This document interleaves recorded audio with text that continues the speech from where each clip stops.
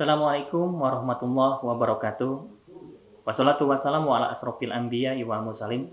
Subhanallah walhamdulillah wala ilaha illallah Allahu akbar. Selamat pagi para pembelajar dari Morning Motivation.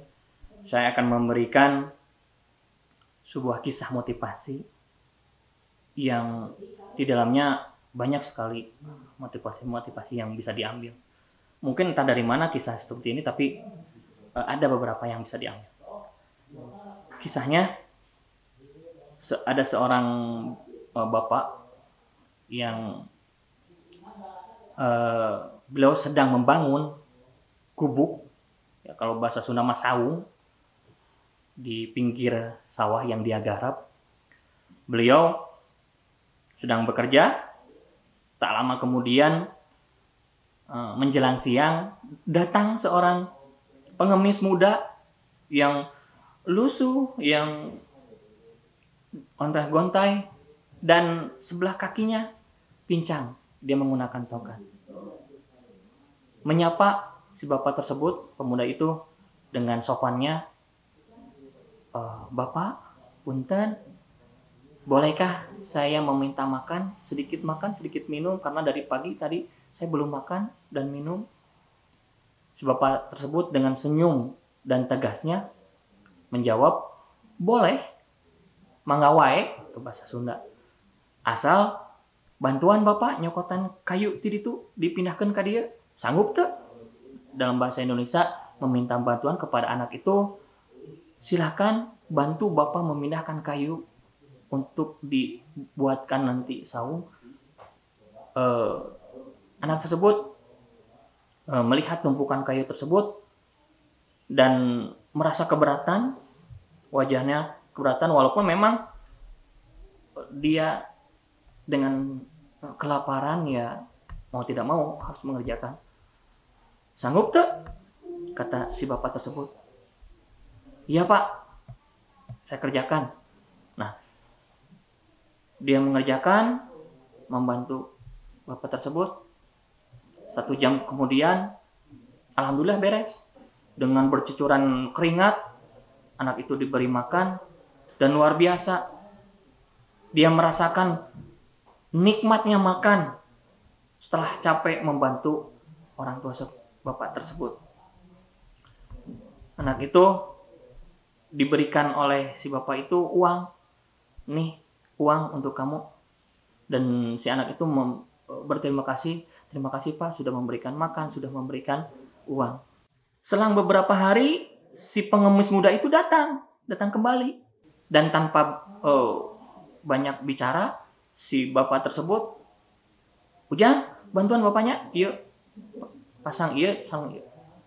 Si anak tersebut walaupun kakinya pincang, dan bahkan si keluarga bapak tersebut mengherankan ayahnya, kenapa si bapak itu dengan tegasnya menyuruh anak tersebut. Dengan herannya. Tapi wajah pemuda itu dengan membantu seperti itu, dia berseri-seri membantu sampai dengan selesai. Setelah selesai, anak itu diberi makan, diberi uang oleh ayah tersebut, si bapak tersebut. Dan berpamitanlah si pemuda itu karena sudah menyelesaikan dan membantu bapak tersebut untuk membangunkan gubuk. Selang beberapa tahun kemudian, dia mendatangi rumah si bapak tersebut, mungkin dengan mencari alamat atau itu ke rumahnya, mengetok pintu, dan diizinkan masuk oleh si bapak tersebut. Setelah itu, "Pak," pemuda itu bertanya, "Masih ingat nggak Pak dengan saya yang dulu pernah disuruh oleh Bapak?" "Oh, yang mana?" Karena si bapak tersebut terheran-heran. Berbeda sekali. Dia memakai pakaian bagus, mungkin ya mahal mungkin. Dan yang lebih anehnya, si pemuda itu dia seperti orang biasa yang lain gitu. Si kakinya itu mungkin karena sudah diobati atau diganti dengan kaki palsu. Oh iya, ingat, saya ingat. Yang dulu dibantu oleh Bapak. Iya, betul. Karena gini, nak, saya waktu itu bukan saya tega memberikan tugas kepada kamu. Tapi saya hanya ingin menularkan kepada kamu bahwa setiap orang itu punya kesulitan.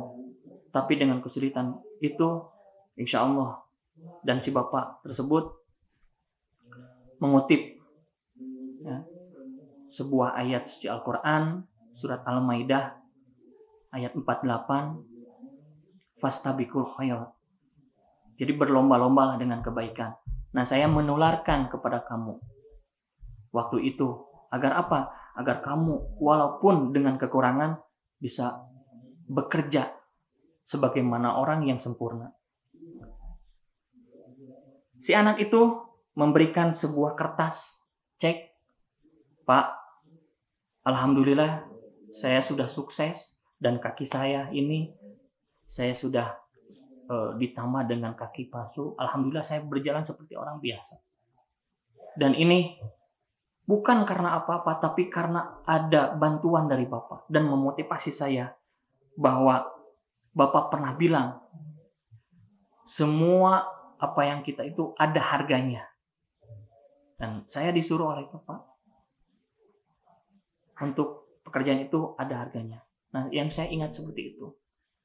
Nah, saya punya cek dan silahkan Bapak tulis berapapun yang Bapak inginkan. Dan saya maaf sekali, saya sudah menyiapkan rumah untuk Bapak.